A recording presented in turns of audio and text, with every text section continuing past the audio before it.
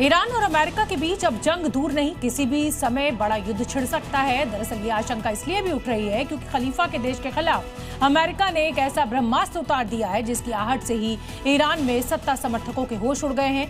Middle east के समुद्र में हलचल बढ़ने से ही खलीफा के देश में हड़कंप मचा है। एक ऐसा सुपर पावर हथियार जिसकी आहट से ही खाड़ी में जंग के बादल फिर से मंडराने लगे हैं। घिर गया जिद्दी खामनेई का देश। ईरान के पास बस कुछ ही घंटे बाकी, इब्राहिम लेगा नरसंहार का बदला।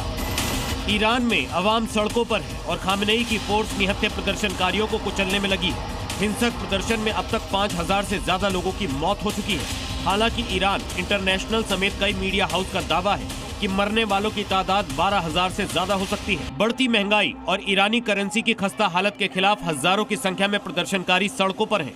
लेकिन ईरान की सड़कों पर अब ये खूनी खेल ज्यादा दिन नहीं चलेगा।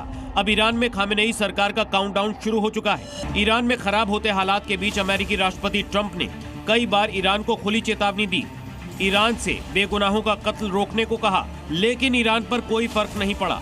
तो राष्ट्रपति ट्रंप ने ईरान के खिलाफ एक ऐसा ब्रह्मास्त्र उतार दिया जो ईरान का नक्शा ही बदल देगा। ईरान से मोर्चा लेने के लिए निकला अमेरिकी वॉरशिप अब्राहम लिंकन सिंगापुर से गुजरकर ईरान की तरफ बढ़ चुका है और इसके मिडिल ईस्ट तक पहुंचने में बस कुछ ही दिन बाकी है। इसकी आहट से ही ईरान में खामेनेई सरकार की धड़कनें बढ़ चुकी हैं। अमेरिका ने अपना एयरक्राफ्ट कैरियर अब्राहम लिंकन जो कि साउथ चाइना सी में था, उसको ईरान की तरफ, पर्शियन गल्फ की तरफ चला दिया है और अगले करीब 5 दिन में पहुंचेगा।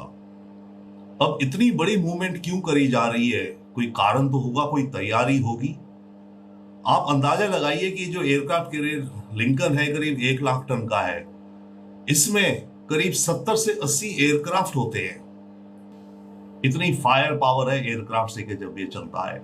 इसके साथ 6 या 7 वॉरशिप्स होती हैं 10,000 टन की।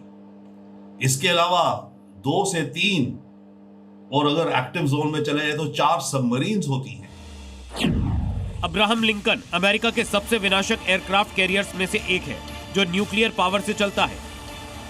1 लाख टन से ज्यादा वजनी अब्राहम पर 5,000 सैनिक तैयार रहते हैं और 6 से 70 लड़ाकू विमान मौजूद रहते हैं। दुनिया के सबसे ताकतवर एयरक्राफ्ट में शामिल अब्राहम के साथ एयरक्राफ्ट कैरियर स्ट्राइक ग्रुप चलता है, जिसमें गाइडेड मिसाइल क्रूजर, विध्वंसक जहाज, पनडुब्बियां और सप्लाई जहाज शामिल रहते हैं। ये सब मिलकर एक विशालकाय समुद्री बेड़ा बनाते हैं। इसकी सबसे बड़ी ताकत इसका एयर विंग है, जिसे FA-18 सुपरसोनिक लड़ाकू विमान, F-35 stealth fighter jet, EA-18G Growler electronic warfare aircraft, E-2D Hawkeye surveillance aircraft और MH-60 सी हॉक हेलीकॉप्टर उड़ान भर सकते हैं। अपनी इन्हीं खूबियों की वजह से ये एयरक्राफ्ट जमीन, समुद्र और आकाश कहीं भी युद्ध कर सकता है। हालांकि अमेरिकी अधिकारियों ने अभी ये साफ नहीं किया है कि इस वॉरशिप की तैनाती का मकसद क्या है, लेकिन माना जा रहा है कि ये ईरान और मिडिल ईस्ट की घेराबंदी है, ताकि अगर ईरान की तरफ से कोई दुस्साहस हो तो उसका करारा जवाब दिया जा सके। दरअसल ईरान में पिछले 22 दिन से आवाम सड़कों पर है। 28 दिसंबर को शुरू हुए प्रदर्शनों ने ईरान के 100 से ज्यादा शहरों को अपनी चपेट में ले लिया। करीब 5,000 से ज्यादा लोगों की मौत हो चुकी है। हजारों दुकानें और घर फूंक दिए गए।